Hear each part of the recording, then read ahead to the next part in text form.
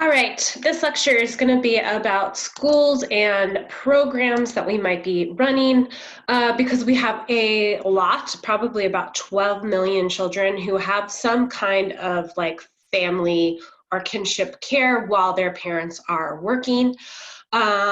So that can include foster care as well.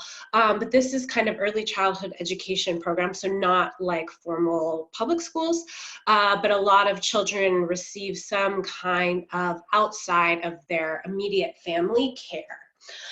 So there's a lot of different definitions. So my 3-year-old goes to preschool twice a week, and then she also has kinship care from my parents as well. So that's an example of how families kind of bridge those differences because, as we know, it's very expensive to run very high quality programs. And it is, since it's so expensive for us to run them, it is also very expensive for parents in order to pay for them. Because we all know that the quality of the care that we provide children, community care licensing is really concerned about health and safety, as they should be, because that's kind of the number one thing that we have to provide is making sure that children stay as healthy as possible and they are safe and not going to be hurt or injured in any way. Beyond that, we also know that the quality of care, there are a lot of different influences and characteristics, which could include curriculum, can include your staff, can include many different things. And that will be one of your assignments this week, is to write about the quality of care and the characteristics and qualities that you see as well. So what I'm going to do is I'm just going to talk about some of the types of programs that children might be in, just generally, before we kind of jump into more information throughout the rest of the semester. And then I'm also going to show you some websites as well that can reinforce this types of program. So with half-day programs, typically they're 4 hours or less, and they'll have some kind of social interaction or enrichment. A lot of times they'll just be half-day programs will just be part of like a state preschool program or pre-K or TK. Sometimes they can be preschools or learning centers or early childhood education centers as well. So my niece and nephew attend one, and she used to do a more parent co-op, and now they go. The youngest goes on a Tuesday, Thursday, and the 3-year-old goes on Monday, Wednesday, just for, I think, 3 hours. So she can have some time with one child one-on-one. And they also get a lot of that social interaction and enrichment, especially because my nephews live up in Seattle. So it's nice for them to get out of the house. And she actually puts them in a lot of really warm clothes, and they actually do most of their program is outside, and they have outside time almost every time. They have galoshes and hats and raincoats and all the wonderful things that we don't have to typically worry about in Southern California. And then there's full day programs. So my daughter goes to a full day program twice a week. So more than 4 hours. And I would say that most run typically 10 to 12 hours. So 7 to 4 or 6 to 6:30, 6 to 6 is pretty typical for full day care. Not that children always attend that many hours, although some can, especially if their parents are nurses or firefighters and work more shift work. And then this is also so that families can work, because sometimes some people have to go in really early and some people work later shifts. So we provide that. This is to have care and age appropriate programs, and typically they're 12 months a year as well, running throughout the summer, and then they might just have federal days or maybe a week for Christmas off. This is also kind of interesting when we're looking at administration and management, because you're going to need some kind of kitchen help most likely. Some programs might need drivers, especially if they have a before and after care part. You'll need some kind of administration staff, and typically outside of the classroom as well. And then a bookkeeper or somebody who can support you with payroll. Teacher fatigue is really difficult in these types of programs, and that's something that we'll be talking about later, is full day programs in such an intensive care related field where, you know, you're having to give a lot for 12 months a year can be a lot. So if we're looking at more formal public school education, that is very care involved as well, but there's also regular breaks throughout the semester or throughout the year as well. And that's not something that we have in our more traditional programs, which also include our private for-profit schools. So typically when we're looking at this, this would be like a small business owner or somebody who runs just a few programs. So in San Diego, we have quite a few kind of regional programs where, you know, they might have 4 different locations. So that would definitely be like this. And there's an attempt to have profit when providing this service as well. A lot of times tuition is the primary source of income, so receiving that. They will also take state-funded families as well. But typically in a small business, the owner is kind of the director, the owner, and then she might also teach in the classroom or provide breaks or do all the admin and payroll herself or himself. So there is a lot of kind of financial aspects that you have to juggle when doing kind of a for-profit school, and it's not that much profit typically, but it's not a nonprofit either, or a completely state-funded program. So typically in these cases, that owner pays themselves last after paying everybody else, because you have to keep the lights on, you have to pay for your rent, you have to keep your program going, pay your teachers, and then whatever is left, you should be paying yourself an income, and then you should also be putting it aside for kind of any kind of contingencies or savings that you might need, and then also to increase the quality of your program as well. It's definitely a small business, and I think we need to realize that more and get these people more into Chamber of Commerce's and things like that as well, because as our minimum wage is increasing, which is very good and very important, we're also knowing that that's going to change these types of smaller programs that we might see. Child Care corporations, so your KinderCare, Discovery Groups, all of that type of stuff are corporate, and I've worked for these in the past as well. They're typically across the entire United States as well, so New York or Washington might be at the actual headquarters. It's a big business. There's a board, there's a chief executive officer, there's a chief operating officer, and there's a chief financial officer as well, and then the board who makes the decisions as well. Typically, they're going to be very uniform because the decisions are made at the corporate headquarters. So you're going to use the same curriculum, which a lot of times is the creative curriculum that they go ahead and buy from the Creative Curriculum Corporation. And if they do training, it would be once or twice a year on those types of principles. The advantages are there typically is going to be more resources than if you were a small for-profit. So you'll get financial support. They will have money for curriculum, for training, for maintenance, or for repair. The best cleaning crew that I had was in a for-profit childcare corporate that I worked for. There was a full-time janitor who cleaned. So he would come through twice a day, empty out all of my trash. During nap, he would get our floors just real basic, scrub the toilets twice a day, which was really nice as well. And then, you know, lots of vacuuming and all that type of stuff. So he was working like a 7 to 4, just getting all of that done for us all day long, which is really nice.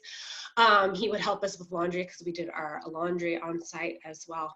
And then we had a cleaning crew that came 2 Saturdays a week as well. And they would like deep clean, shampoo the carpets, buff the floors, get windows inside and out, pressure wash, all of that type of stuff. So that was like amazing. I didn't realize how much until I started working that job, how much it goes into like operating, like, because this was almost like hospital level as far as like the daily upkeep of like toilets being scrubbed twice a day, and then all of the buffing and shampooing and things like that. And I do have to say, because of that level of commitment that we had professionally to cleaning, we probably had the least amount of sickness because there was just such a kind of financial corporate investment in keeping things clean because they want to keep the parents happy as well. There's some disadvantages was a lot of paperwork, which is basically anywhere you go, because you have the food program, you have DRDPs, creative curriculum, whatever it is, there's always going to be paperwork.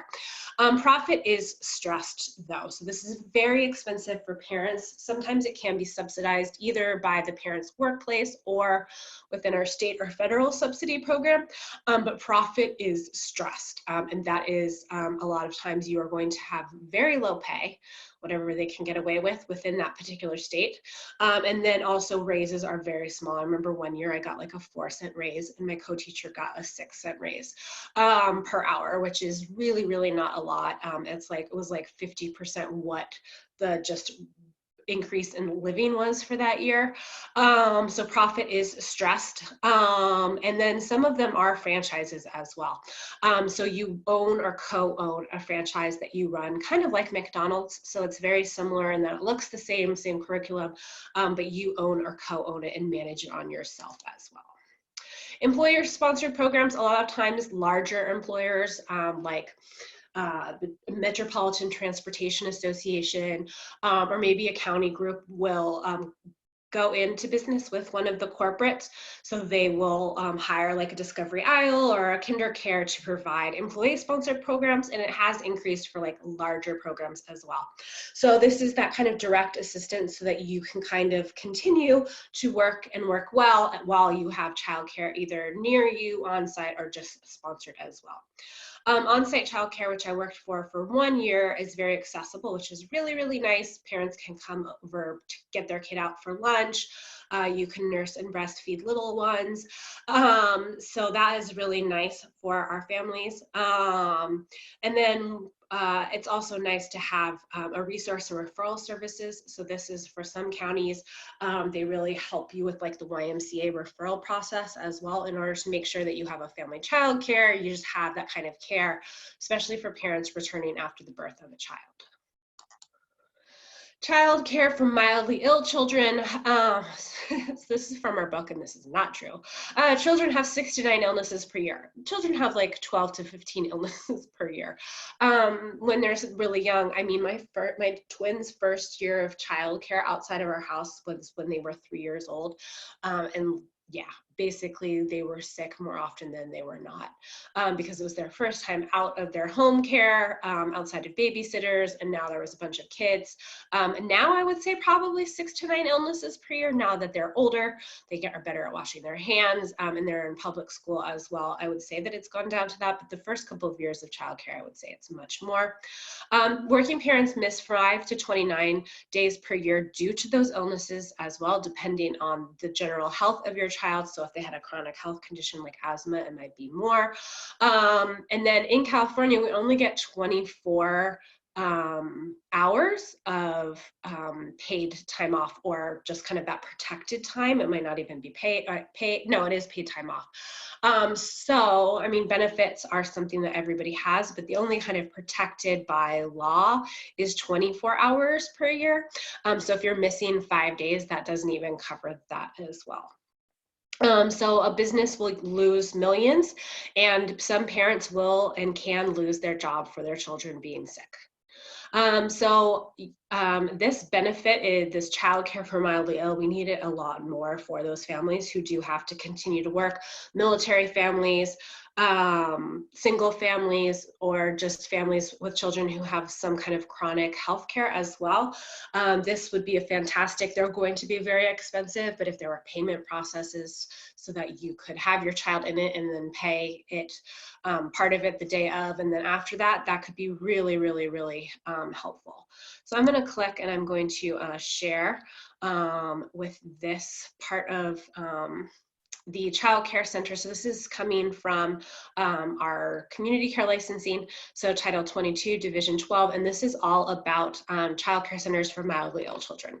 So I wanted to just click on this. If you searched Child Care Center for Mildly Ill Children, California state, this is what's going to come up with all of our licensing recommendations for it, as far as sanitation, what it actually means, how much you can ride it. You can't have You can't have like really specific things as well. So you can't have any kind of like salmonella or shingles or giardia diarrhea. So a child with normal diarrhea could attend, but not if we knew that it was something from like a foodborne illness or a water-based illness like giardia. And then you can, if the child has chickenpox, measles, and mumps, which are highly contagious as well, the child can't be in that kind of mildly care, which really makes sense because it's so contagious. It's not something that you could really minimize in any kind of center. It's something where you actually should probably be at the hospital. The county public health is going to be involved in any of these in order to make sure that we don't have it spreading.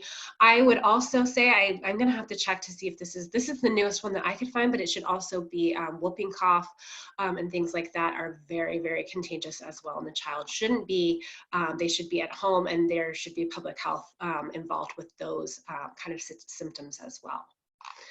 I was taking care, I was working with a child who had whooping cough, and they didn't tell us, so the public health nurse called my job and was like, hey, did you know so-and-so has whooping cough? We were like, no.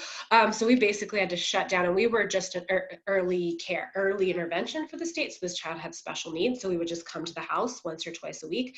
And basically anybody who had seen that child, we all had to stop working and we had to go to public health and be tested to make sure that we don't have it. And we were giving it to other children with special needs. So we take it, anything that I think involves public health, like a public health nurse or health and human services, they shouldn't be allowed kind of out of their house. But any kind of lower contagious level illnesses would be a great fit for this mildly ill care, which I'm kind of scrolling through right now. So we know there's regulations for everything, so I just wanted to show you guys this. I think we need more mildly ill care, and I think that licensing in California has both seen this, so I think that the more we can get out of this, it would be the better as well. All right, so let me go back into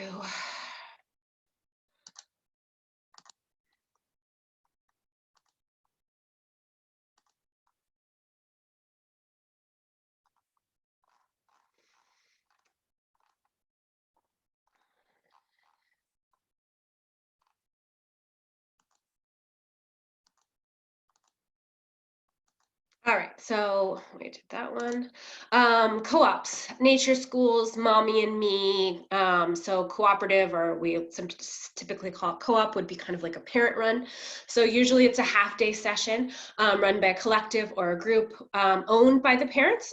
So if you have a child, you kind of enter into this ownership agreement. Typically you have to do some kind of work. For most parents, it's actually teaching with a kind of full-time teacher who's accredited or has a teaching credential, a teaching permit. Or for some people, it will be more administrative. They might do the bookkeeping. So there's a teacher or a director who has typically dual responsibilities. So you might have a permit. So I could run like an outdoor cooperative program. One of my best friends sent her son to a nature school, which is very similar to that. So she had to work certain days, but the children also were mostly outside throughout the day as well, being cared for, a teacher, director, and then other parents as well. There's fewer in recent years. I think that we should have more. I think they're a great opportunity for maybe 3 and 4, maybe even 5-year-olds, especially who are missing like transitional kindergarten, to kind of get out to be part of like a MOPS or a Mommy and Me or a cooperative interactive program. This typically has a lot more flexibility and kind of freedom with the curriculum as well. So it can be, it's a great place, especially if you like working with adults as well as children, because as the teacher director, you are having to kind of coordinate and be the leaders for the adults who are interested in working with their child and other people's children, but might not have the exact same training that we're used to as well. So I'm going to now go to another. So this is Teacher Tom, and I love to show this to people. So this is a guy up in Seattle who has had a cooperative program, I'm going to say for 12 years. So he actually wrote a book that is, I really love, called Teacher Tom's First Book. And I have a copy of it. It's mostly a lot of his blog posts, or he would go into depth on them. But he talks about working for a cooperative program, which he has been doing up in Seattle. So you can see the kids are always dressed really warm and what that looks like. It's a very hands-on, very dirty at his program, all about getting messy and hands-on play, but also kind of working with parents, starting a cooperative preschool, how it works, how he kind of got into this as well. He talks all about parenting as well. Sensory is a huge part of it, science as well, but it's all kind of hands-on. Sometimes he takes controversial standpoints as well. Probably the only time I've commented was on one of these. He was talking about how he doesn't like fake grass. And I think for some programs, especially larger programs, we have natural things, but they're on the outskirts. And then the day-to-day, because you're so busy and you have so many children, really durable things like fake grass, rubber, kind of surfaces are really, really important. And we don't not every program has the amount of parent volunteers who can bring in things like all of these natural materials, source loose parts, bring in and take care of and upkeep all of the more natural things. So it really depends on the program that you have. But I just wanted to introduce you guys to this. It's a great blog that he talks about. He talks about teaching and rituals and why he kind of teaches this way. He's got always kind of great pictures of the activities that children are doing. So it's nice to kind of be able to see what he does and how he teaches as well within this very specific cooperative program, where they're also able to kind of take field trips like this, where they are in a wooden boat out on Seattle Sound, which I'm not sure that very many programs outside of co-ops can actually do that, although that sounds pretty amazing. All right, then we have state sponsored, which many of us probably run. So it's very free or very reduced early childhood programs for children. I've ran 2 of these. One was an infant toddler and one was a part day preschool within a school district as well. So positive school experiences to support parents and to support children getting quality care as well. Then we also have faith-based, and just to finish up with state-sponsored, I'm primarily going to be talking, we'll talk about DRDPs and some more of these kind of rules and regs throughout the class. I do want to kind of meet the needs of all the different programs, but I know that state-sponsored is a huge part of what we do, and same with Head Start, which is very much the same kind of free or reduced programs that provide for the needs of an identified population. Faith-based programs as well can be half day, full day, a mix, and or kindergarten. It's nice because there's typically the church board or a committee of board members who determine the general policies, and then they set guidelines for hiring staff and budget. And typically, if the group is using the church or synagogue's own space, there is less rent or maybe no rent, and just having to contribute to the cost of increased heating and cooling and things like that. So that can really, really take down the cost of your programs. When you think of like a small business or a nonprofit, rent is always the biggest cost as well. So being able to take off that cost that you can then recycle into the quality of your program and then hopefully into your staff and benefits as well is really important. Lab schools, of which we have so many, which is fantastic. I love lab schools. I love that they can be a model. I love that they can be creative. I love the super trained, very educated staff that we have as well. I love that we have like a dual focus of teaching students about methods, materials, curriculum, philosophy, where you can practice your teaching, and also showing what our high standards are, the materials that we can have, trying new things and giving that to the community and the community's children as well. So I love that programs have this commitment as well to our lab schools. Head Start I feel very close to because it started in 1965, and my mom actually worked at one in 1969 in Kentucky, in a very rural area where many of the children, because it was the 60s and we were kind of had declared a war on poverty, actually a lot of the children she worked with didn't have running water at home. So there were showers at school, there was teaching children how to wash hands and things like that, because they didn't have the opportunity back in the 60s at their own house in this really rural area. So it was that kind of attempt to break that poverty cycle. And then from there, my mom actually went and got her teaching credential and was working with middle schoolers, and then realized she actually hates teaching and has been in public policy at the county for many years, until she just retired to help me kind of raise my own kids. So I think I've always had a connection to it, and I volunteered in a Head Start as a practicum teacher in my bachelor's, and then also as part of my volunteer service hours as well in college. So we have Early Start, we have Head Start, and then they might also run maybe migrant programs as well. A lot of them are single classrooms, so the head teacher is the director, or there might be a director, or it's just kind of a small program. There are a couple at Encinitas and Lucadia that I can think of that are like that, and then there are larger ones like Neighborhood House and MAC as well.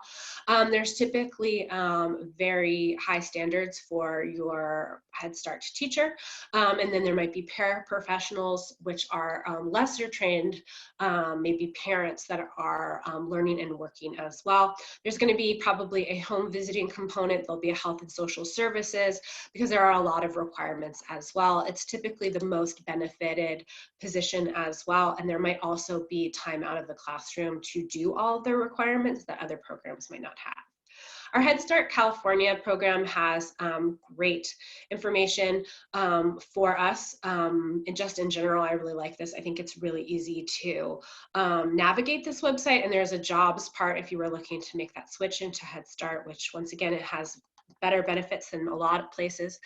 It talks about, it also has a lot of information on advocacy, which I think is really important. And I think really too often we get drug down into the day-to-day, because that's very, very important, and that's keeping track and providing quality childcare for the children and families in our program. But I think there's also an advocacy part, because it's not going to get better if we can't start speaking about some of the issues as well. There's conferences, which I would love to be able to do, but a lot of them are up in Sacramento, where this kind of group comes out of, because that's our capital. But they have great resources. It talks about compensation and benefits. So if you ever needed the information about why providing great benefits and compensation for employees is so important, corporate partners, workers' comp, parent resources, California MAP talking about Head Start. They have learning as well, because they actually partner with Pacific Oaks, which is a great teacher training college as well. And then this is a great website, I think, for us as professionals to get information and data that is so important in the work that we do. And then also for parents as well, there is a parent kind of connection as well. If you needed to help a parent find a Head Start program, I would do that a lot when I worked with children with special needs, because I think 10% is supposed to be saved for children with special needs at any kind of child care, at any kind of Head Start. But it's also really important that we try to get those families in and try to find them spots, although it can be really difficult, because Head Starts are typically pretty full 99% of the time. Military-based care, which I worked for years, is typically, it would be in this area. Camp Pendleton has a very large program of family child care, and then they also have center-based care as well, which is kind of Reggio inspired. And then so there's 800 over the entire United States, which also includes like Hawaii, Guam, and other kind of locations as well. And then there's tons of family child care homes, and a very big resource and referral service, because if you consider all of our service members as well, our service members are active duty and they need to have a place for their child to go. This is very, very subsidized by the federal government as well, which is a great, so that our Marines and our sailors and any of our service members can have their child in a very quality program while they are busy kind of representing their country. So we have, this is from MCCS, which is the Marine Corps Community Service, which runs the Camp Pendleton program, their children and youth program. They also have family child care programs, but we have child development centers, full-time care, part-day, and then there's hourly care, child care, school age, emergency care, extended care.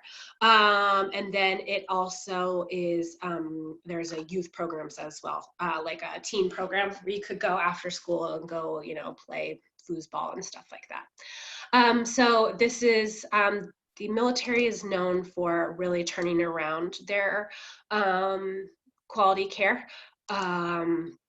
So in a pretty short amount of time as well. So it was really hard at the beginning. So they kind of reformed the program in the 80s and 90s into this really, really vast network of child development centers, and also family child care, which is very regulated, very overseen at the federal and then at the base level as well, in order to kind of provide that all-encompassing care that our service members need. Foster care, so I talked about this at the beginning. So about 500,000 children are in foster care. And then I want to say in California, about 400,000, so 500,000 is in California. So this is just an infographic off to the right-hand side about the children who are primarily in foster care. And then we also, from foster care, have really high rates of homelessness after 18 as well. So it's designed to provide temporary care and not be a permanent fix, but temporary care for children whose parents at that time cannot raise them because of any kind of issue that might be going on in their life as well. So foster care is also considered kind of within the scope of this. And the reason I bring it up is many of us are probably not running. I mean, I've had I've hired a couple people who have come from Polinsky, which is kind of emergency 24-hour residential foster care for children. And so they had all of their units and they were educators and things like that. So I've hired people from that. So we have some overlap, and we have some areas where we're vastly different, foster care versus child care as well. But I think we have the areas of overlap that I wanted to talk about are kind of the quality. So making sure that children who are in foster care are the same as children who are in early childhood education care and need that kind of support. We need to emphasize the quality, and we need to emphasize the care and responsiveness that children receive in foster care, because that's an issue, is that there's not always the most fantastic quality. A lot of times it is, but it's not always kind of standardized and the same for every child. And that can be a problem as well. Then infant care programs, and that's what we're going to jump into over the next couple of weeks, is we're going to be looking at infant and toddler programs. We're going to be looking at preschool programs, school age programs, and family child care programs, because they're all really different. You might have all of those in one, but we also know that there are so many, about 6 million children under the age of 3 who are cared for somebody other than their parents for whatever reason.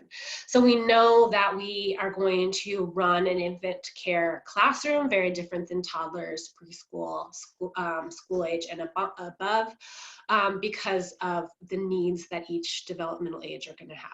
So we're going to kind of jump into that as well, and we'll be talking about that for the next kind of month in this class as well.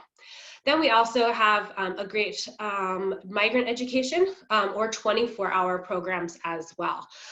So the interesting thing about 24-hour is a lot of the advances in this have come out of Las Vegas or anywhere that has a large casino population, because parents are working nights, parents are working unusual shift work because of the casinos. So some really high quality 24-hour care is coming out of Las Vegas. So I linked to the Imagination Station 24/7, which is a program out in Las Vegas that seems pretty innovative in what they do.